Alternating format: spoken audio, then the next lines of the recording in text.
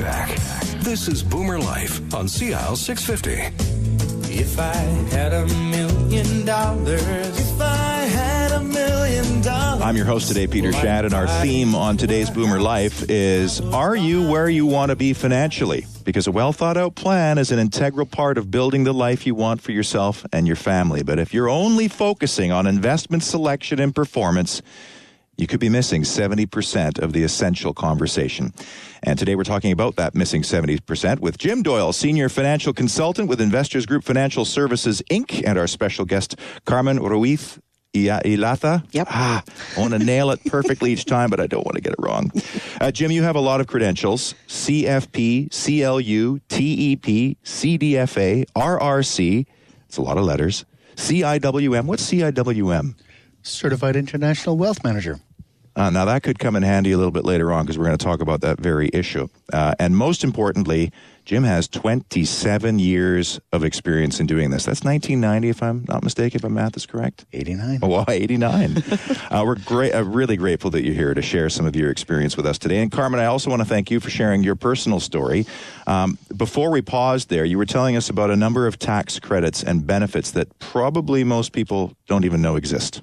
Yeah, that's right. And and this is where on my personal thing, it's like, I'm so glad that you have 27 years of experience because I have zip. And I always say, get somebody that knows what they're doing. I'm really good at what I do, but I have no idea about what Jim does. And so I've been one of those clients that's constantly calling my concierge. So between the CARP advocacy and Jim's advice, I found a lot of things that, are really important for families and you don't know.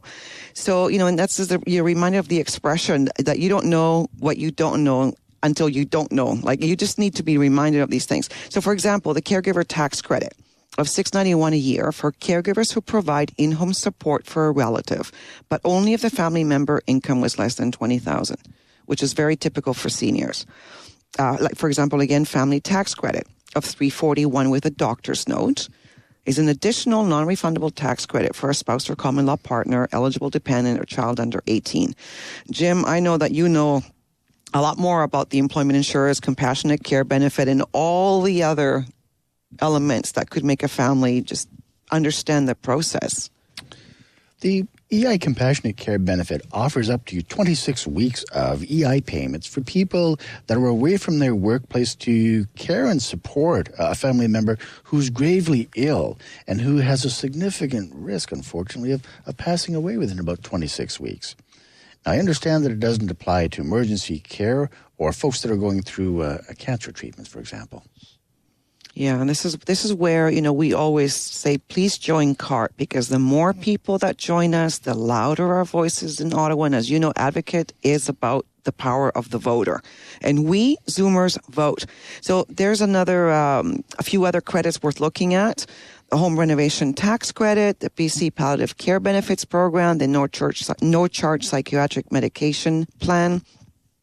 And for example, something interesting, I was doing my research, and one of the benefit partners that we have at CARP is called a virtual caregiver. And I found this interesting because as a daughter or a family member, you're taking care of your elder and you're like, oh my God, what do I do? And what about if they need something? How do you take care of this? So I found this really interesting. So Care Angel is a virtual intelligent caregiving assistant to help you care for our aging loved ones. So it promises to give you your aging loved ones the VIP care treatment. So it's a phone app that talks to you. So did you take your medication? No. Or I ran out. Then it advises you and the pharmacy that they don't have a medication. So it's like, I love the way technology is making things better. So, a couple of other points on our caregiver campaign that might be a benefit to you and your family. Just go to carp.ca and find out. There's so much in there.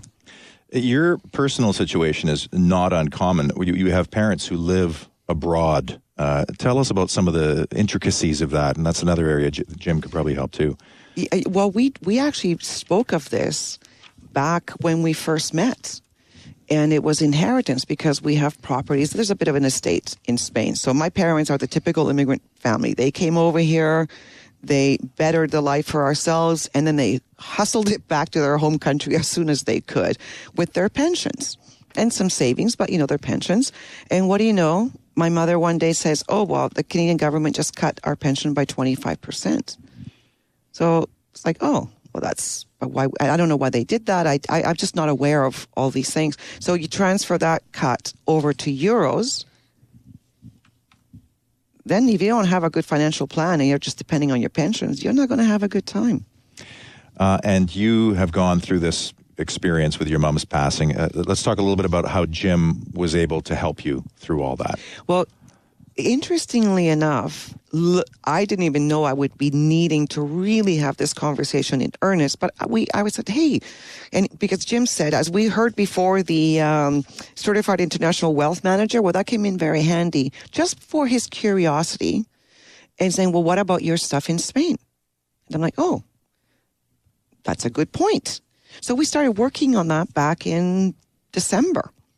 So I was able to ask my mom, who kept all the books. My father has no idea about what's going on. And she and I were able to have a real discussion on what plans that she had made. But honestly, if it hadn't been for you saying, what about this, what about that, I never would have thought to ask.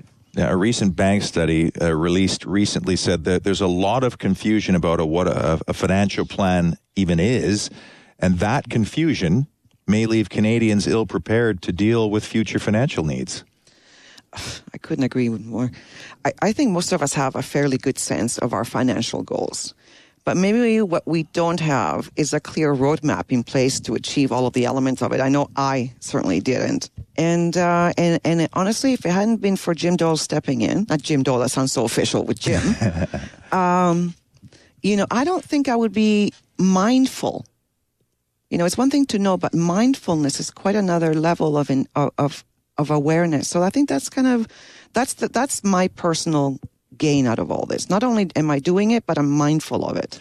If any of these stories you're hearing, or if something strikes the proverbial chord, it's time to talk to Jim. Ask Jim to call you if you leave a message and offer some of his insights or even just a second opinion. 604-682-5431. That's 604-682-5431. It's not uncommon for us to meet people who feel they have a budget, and that's their financial plan. Yeah, but in simple terms, it is way more than just a budget. Many of the people we started working with feel they have a pretty good idea of what they need to do to reach their financial goals, but they don't write anything down.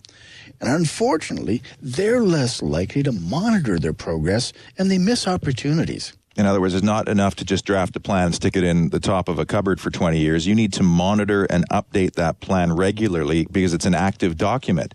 Is it possible the same group feels they don't have enough investments, Jim, to work with a financial planner? Like, do you work with portfolio minimums? I have to suggest every successful financial planner has to, okay? Right now, our portfolio minimums are around $250,000, but I'm getting a sense that we're probably going to have to raise that to about $500,000 in the not too distant future. It's just the type of work that we want to do for the clients that we work with. They want personalized time, access, and value, and we want to give it to them. Is it fair to suggest that many people feel uncomfortable when it comes to talking about their money or being responsible for getting money decisions right? This is huge, okay? We talk about financial embarrassment, financial shame, okay? A lack of financial knowledge, resignation, or disinterest. I think everyone has a desire for confidence in their financial picture. And that's one of the key objectives that we have when we decide to work with somebody. What do you say to someone who feels out of control and that taking on the financial responsibilities might be too big of an undertaking? Well, it starts with the things that they can control, the things that they can make good decisions around, and to build from there. When we talk about a budget, it's not necessarily about cutting back on things. It can be simply how to track the money choices that are being made, and then they can decide what are their financial priorities. You talk about how you feel it's so important to connect clients with their goals. How do you accomplish that? Thanks for bringing that up, okay? Because it really matters. One way we get clients emotionally invested in their financial plan is to start talking about their short-term, medium-term, and long-term goals. So let me give you an example.